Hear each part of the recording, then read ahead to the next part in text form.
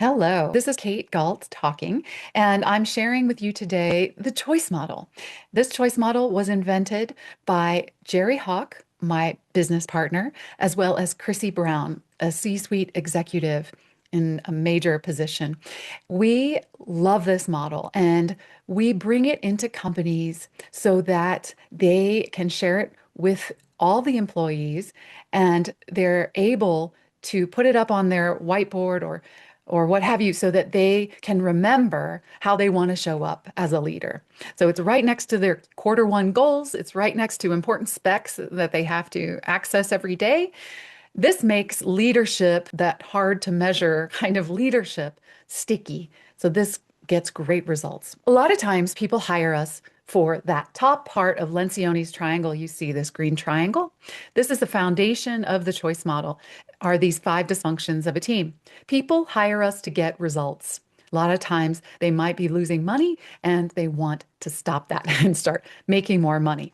But what we have to do first is address the dysfunctions from the ground up. Now, absence of trust is the number one dysfunction in every team. And in order to address the absence of trust, we can't just be coming from our head. We can't just be coming from our stress patterns. We have to relax, and leaders go first. Leaders must go first when it comes to emotional intelligence. Now, this is newer information inside of companies. In order to address the absence of trust and create trust, we have to be able to go in quickly in a company and understand what we are feeling as leaders. So if I'm angry and I show up at work, I don't want to take it out on anyone else. If I am clean and clear in how I feel, then I can notice how you feel. Oh, you've got some sadness that I'm feeling. Maybe I want to check in, because this begins to change the culture and it addresses this absence of trust. Therefore, we can start flying through. The fear of conflict is the second dysfunction in a team. And if we trust each other, we can wade into conflict much more thoroughly. And if we wade into conflict, we can figure out who's in and who's not committed and help people have buy-in. And if we can shore that up, then we can call each other forth as peers instead of just waiting for a boss to say, hey, you didn't get that done. Then it's a culture of accountability, which is a really wonderful thing to be a part of. And then you get your results. You make more money and you have more fun doing it. Okay, so emotional intelligence is a major key here. And we get hired often. We hear, hey, can you just leave out the woo-woo stuff or the froofy stuff? No, we can to an extent, but we have to name these feelings. And in a business, it's important to get in and get out. We have established these five main emotions. Sure, you might have seen these feeling wheels that are all sorts of ornate, different aspects of these major five: mad, sad, glad, fear, and shame. These five emotions make up the gamut. And if we can see, like, oh, they're feeling shame right now, maybe we mention it, maybe we don't, but we know it as leaders and we use it to build trust. Now, most of these emotions are negative emotions that send us into the spin cycle, is what we like to call it. And this is Dr. Stephen Cartman's drama triangle.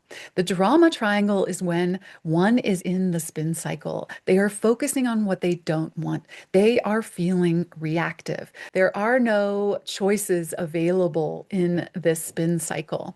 Usually, this is made up of three characters inside. It could be like, if it was me, I'm in the spin cycle, I could have this inner critic conversation, the shitty committee talking, right? The victim could be thinking to itself, oh, this always happens to me. The rescuer can be like, oh, they don't know how to really do that, so I'm just going to go do that for them. And the persecutor would be like, God damn it, there's nothing going on. Everybody's stupid, right? So you might recognize that cycle. And a lot of times in team dynamics, this plays out as one person plays the victim, one person plays the persecutor, and so on. Luckily, there's a counter to this, and this is the purpose triangle. So when everybody has this choice model pinned to their wall, they can take a walk, like, oh, I see that you're focused on what you don't want. Come on over. Let's remind each other that there is this purpose triangle here and that things are going to be okay. We just have to take a step back and breathe when the team dynamics get salty. Okay. So instead of victim, hey, I actually have a choice in how I show up. I can create whatever solutions that I need to with you, but I need you to help me. And hey, instead of persecuting someone, why don't I just challenge them? Why don't I give them the benefit of the doubt and give them a good challenge instead of just telling them they're stupid or they suck? And then with rescuer, like instead of rescuing somebody, I'm going to trust that they are naturally creative, resourceful, and whole. And I'm going to just let them go for it and inspire them through my coaching and my trust in them. And all of this, again, it identifies this absence of trust and shifts it over out of drama and into purpose. The choice model is you have a choice in how you show up. You can choose drama or you can choose purpose. You can choose to be in scarcity and let your inner critics rule your stress pattern and be in fear and focus on what you don't want, being reactive. Or you can come on over here to abundance and values and love and focus on what you want. And when a team is focused on what they want, there's no stopping them. Even if they want competing things, they seem to just be able to wade into conflict and collaborate like never before. Now, you all have a voice in how you show up. Even the introverts, once they are applying the choice model, they're able to have a voice. We all are. And again, that's what makes an organization flow. One of the main ways that we can wade into conflict and build this triangle, building to the attention to results instead of the inattention, is to get clear. So, say something happens and I'm in drama and I need to get clear. I can use this get clear part for myself, or I can actually speak to someone and get clear with them. I could say something like, hey, you know what? I feel angry because you've been telling me you've been working on this report, but the fact is you haven't shown it to me and I've told you it was due. That's a fact, right? And my assumption is you don't have the report and that you don't care enough to do the report.